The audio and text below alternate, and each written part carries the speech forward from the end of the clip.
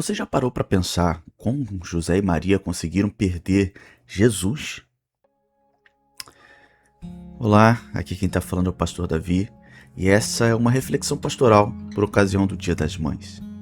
Feliz Dia das Mães a todas as nossas mamães, que Deus abençoe vocês. Vamos à nossa reflexão.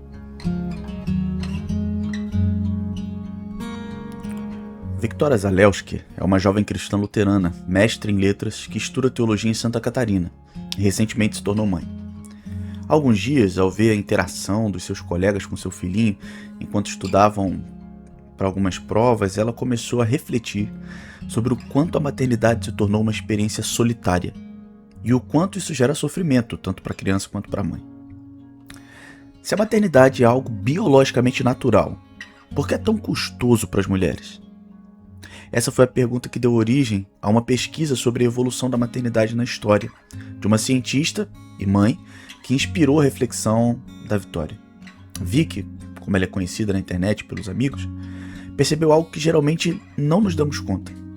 Ser mãe sempre foi cansativo, difícil, desafiador, arriscado, mas raramente solitário. Criar uma criança sempre envolveu a cooperação dos pais, de outras mães, de irmãos mais velhos e outros parentes. Uma mãe solitária jamais seria capaz de conseguir a nutrição, o cuidado, a proteção e o ensino adequados para si mesma e para sua prole. No antigo Israel, por exemplo, a família estendida vivia junta, como se fosse uma aldeia ou uma vila. Hoje, só encontramos uma estrutura parecida com essa em algumas sociedades rurais ou em algumas comunidades periféricas. A questão é que, à medida que as sociedades foram se tornando mais complexas, ou seja, urbanizadas, individualizadas, centradas no trabalho, essa dinâmica comunitária foi se perdendo. A falta de uma comunidade na maternidade não é um problema que passa desapercebido. Iniciativas como a licença maternidade são tentativas dessas sociedades complexas de mitigar o problema. Mas qualquer mãe sabe que isso não é suficiente. Ultimamente se tornou recorrente o termo rede de apoio, como uma tentativa de resgatar, mesmo que em partes, essa função de uma comunidade maior de cuidado da mãe e, principalmente, da criança. Mas não é exatamente a mesma coisa. Vicky lembra que, em um modelo mais natural de família, os papéis de gênero e as distribuições de tarefas não eram tão distintos quanto se imagina hoje.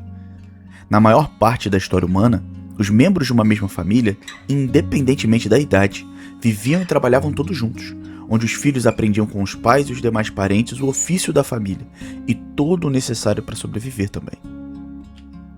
De fato, é verdade que em boa parte das culturas antigas, as famílias eram centradas no pai e os papéis de homens e mulheres eram diferentes, sim. Mas esse modelo de família com papéis muito específicos, do pai como provedor que não participa da educação dos filhos e da mãe como cuidadora do lar que não deve trabalhar fora, nasce apenas no século XIX, após a Revolução Industrial. Ainda hoje, inclusive, muitos cristãos confundem essa invenção própria da burguesia europeia com o que a Bíblia, milênios atrás, chamava de família. A futura pastora termina sua reflexão com aquela pergunta que inicia esse texto. Por que José e Maria perderam Jesus? Lendo o capítulo 2 do Evangelho de Lucas, o que ele indica é que eles perderam Jesus por acharem que ele estava com seus companheiros de viagem ou com algum dos seus familiares.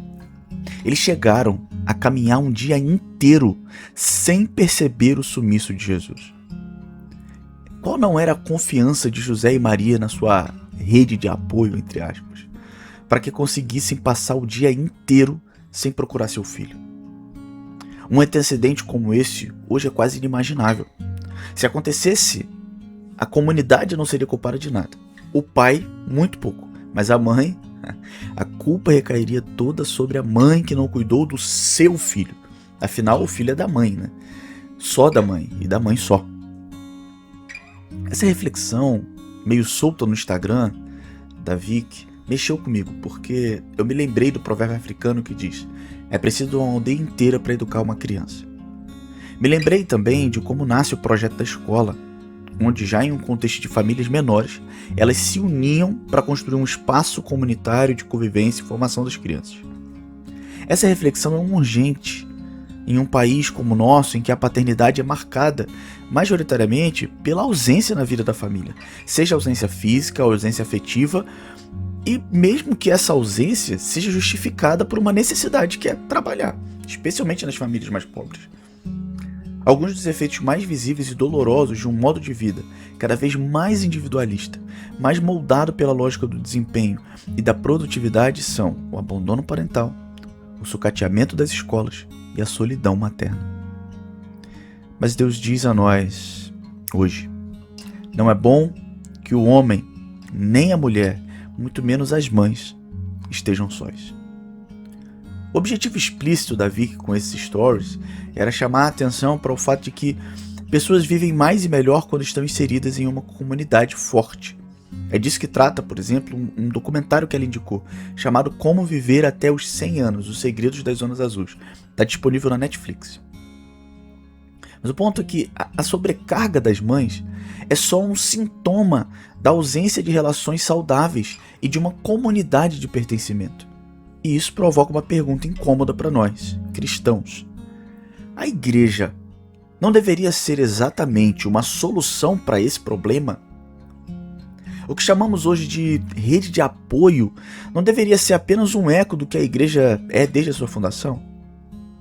Perceber a sobrecarga das mães ao nosso redor deveria nos fazer perceber a falta que a igreja faz. Nós evangélicos cedemos inconscientemente a um projeto distinto do projeto de Jesus, no qual cada um cuida apenas de si e dos seus.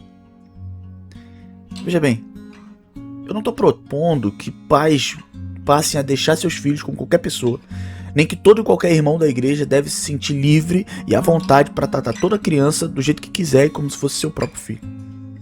Isso seria um idealismo bem infantil. Um dos muitos efeitos da solidão materna é o superapego duradouro das crianças com as suas mães.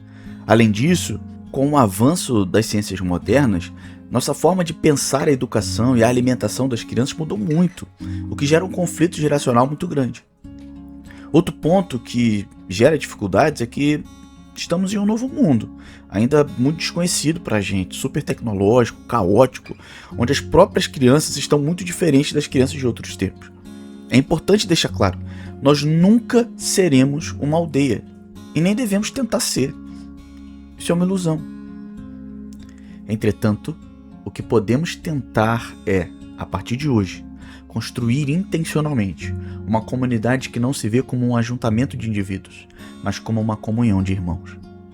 Os efeitos disso são, entre outras coisas, uma comunidade que de fato se responsabilize por suas crianças, uma comunidade que apoia e não julga os pais, uma comunidade de homens presentes que não apenas ajudam as mulheres, mas compartilham com elas as tarefas, por irmãos e irmãs que apoiam e também se deixam apoiar. Nesse Dia das Mães de 2026, minha palavra pastoral se resume ao princípio de Paulo em Gálatas capítulo 6, versículo 2.